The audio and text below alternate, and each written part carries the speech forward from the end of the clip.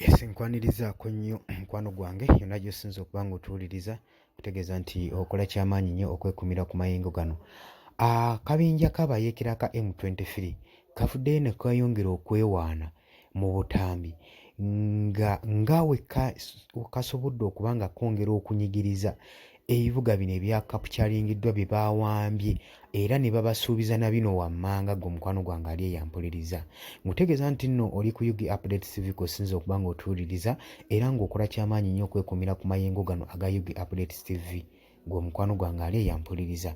Jjukira nti nno tugamba nti guno gwokka gwokka gwe mukutu ogenda okuba nga gukuwa updates ku buli ky'oyagala. Omukutu gwokka ogukola follow up ku buli ky'oyagala okumanya. Tetusobola kukuweereza mawulire ntukuleka mu bbanga nga tukoze follow up kutegeeza wa gye byaggweera. So gw'oyagala okumanya gye byaggweera okukola follow up ku mawulire, genda wansi osubscribinge obeere follower ku UG Update TV, ojja kuba osobola bulungi nnyo otugoberera gwe mukwano gwange ssaako n'okutweyungako yonna yonna gy'oli gy'osinziirira. Abali emitala w'amayanja bali e Bulaaya mbaanirizaako nnyo mwebale kwekumira ku mayengo gano aga UG Update TV. Mukolera ddala ekintu eky'amaanyi mmwe abasharinze, mmwe abalayikinga, mmwe abasubscribinze mbebaza ekyensusso kubanga mumbeezezzaawo amayengo ga channel eno. Nagamba ekintu kimu kyokka ky'osobola okukolera channel eno n'osobola okuba ng'etugasa ng'etuyamba ffenna ffenna gwe kusubscribinga, kuba buli w'osubscribinga oba oyongeddeyo amayengo agaayo. Kitegeeza nti naye bw'ojja mu comment section n'obaako by'obubaka bw'oteekayo bugenda kuba nga buwulibwa, bugenda kuba nga butuuka ku oyo gw'onooba obuwandiikidde kubanga wasubscribinga, buli w'osubscribinga amayengo gano obonga ogongeddeyo oba ogawadde amafuta gasobole okuba nga geeyongerayo. So mukwano gwa kkubiriza ggwe atanaakuba ng'osubscribinga, kirya wansi waliwo ekigambo subscribe kikoonemu, teweerabira koona mukadde nabagamba akadde kakuyambako okuleetera notification message singa wabeerawo obubaka obubabuze. Kibola abasinga mumisinga follow up olw'ensonga nti nowasubscribinga naye tewakoona kadde kuleetera notification singa tuba nga tulina information gwe tukuleetedde gwe mukwano gwange ali eyo ampuliriza. Era mbaagala nnyo, mbaagalira nnyo ddala. Kakati akabinja kano aka M23 nagambye okusinziira ku lipooti yafuluma eri mu United Nations kikulaga, baatulaga nti n'akabinja kano kandibanga kafacilitatingibwa abantu ab'enjawulo omuli eggwanga erya Rwanda ssaako n'abamu ku bakungu okuva mu ggwanga erya Uganda.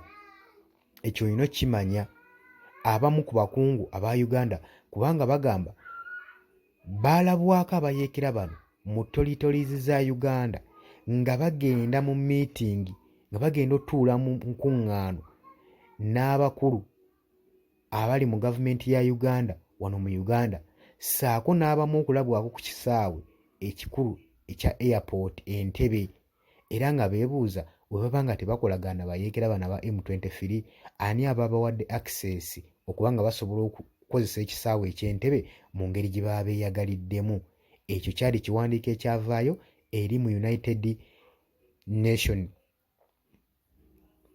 mu kitongole ekya UN nga kiyita mu sekuritale waakyo omukyalo yafulumya lipooti eyo.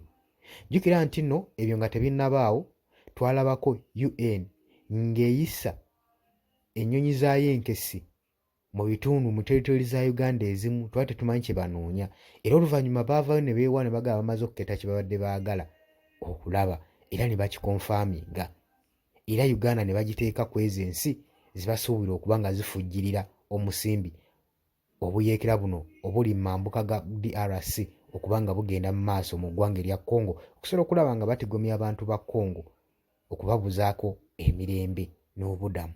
Kaakati olunaku olw'eggulo nakugambye nti nno ku Saturday akabinja kano ak'abayeekera ka M23 kaasalako karaidinga ne kakapukyalinga ebibuga bibiri eri mu DRC. Muno mwe muli Masisi ssaako ne Katale.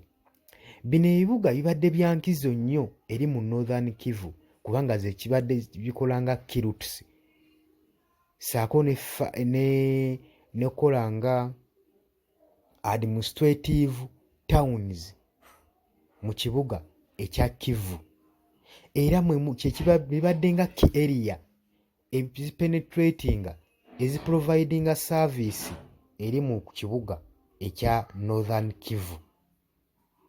Kaakati olunaku olw'omukaaga lwali lwa Saturday, ebibuga bino ebyasalibwako era lwaliro bavuddeyo ne bongera okuwaga nti banywezezza ebibuga bino era tebagenda kuzikiza saako n'okudda emabega, nga bayita mu mwogezi waabwe abakabinja kano aka M23 kavuddeyo ne keewa ne kagamba ebibuga byonna bye tukapukyalinze tubasuuzizza ammunitions, tubasuuzizza ebintu bingi ebyokulwanyisa saako ne territories ez'amaanyi era temutusuubira nti nno tugenda kudda emabega. Tugenda bugenzi mu maaso. River Congo Alliance, kibiina kino eky'omukago kivuddeyo ne kivumirira ekikolwa kino eky'olutalo olugenda mu maaso okubanga n'abatuuze bamazeeko emirembe, okubanga babagoba mu bifo byabwe n'okuteeka olutalo olumaze obulamu bw'abantu. Kaakati nga bagamba tebagenda nabo kuddamu kukkiriza muntu n'omu kukola ataaka ku bibuga ebyo eby'Amasiisi saako n'Ekivu. Tebagala kuddamu kukkiriza muntu yenna kuddamu kukola ataaka n'emu ku bibuga ebyo gwe mukwano gwange, kubanga buli bakola ataaka bantu be balufiiramu era obulamu bwabwe bwe bulugenda saako ne properties z'abantu nnyingi nnyo ezoonoonebwa. UN evuddeyo n'evumirira ekikolwa kino naye nga eggwanga erya DRC n'abajaasi baabo bo baali treatinze dda bazze kubanga babasinzizza amaanyi. Gwe mukwano gwange ali yampuliriza. Kitegeeza ki? Kitegeeza nti nno Paul Kagame w'e Rwanda ng'e bagamba nti nno yasinga oteeka amaanyi mbayeekera bano aba M23. Kati ebyo ebitundu byonna aba abyeddizza. Jjukira nti nno bino byonna ekigendwa kyabwe kyakuwamba Northern Kivu. Kati baba nga basazeeko Masisi ne Katale, kitegeeza nti nno Northern Kivu bamuyina mu ngalo. Kitegeeza babulayo kilometers nga 10 okutuuka ku Goma saako ne Butembo, era nabyo tebyeyibaala kubanga bajja balidinga nga bakapukyalinga nga bagenda mu maaso. Weebityo we bikyali mu ggwanga erya DRC, baganda baffe bano tubasaasira nnyo. Lwaki olowooza Uganda yandibadde emu ku nsi ezifacilitating obuyeekera buno bwa M23? Golowooza ki? Jangu mu comment section otuwe ekirowoozo kyo. Ye babayambira wa? Lwaki bandibadde bafacilitating obuyeekera buno? Jangu mu comment section, jangu liking, jangu sharing. Gwagala otweyungako genda ali wansi waliwo ekigambo subscribe kikooneko, ojja kuba osobola otweyungako ddala bulungi nnyo. Tubaagala nnyo, mweraba.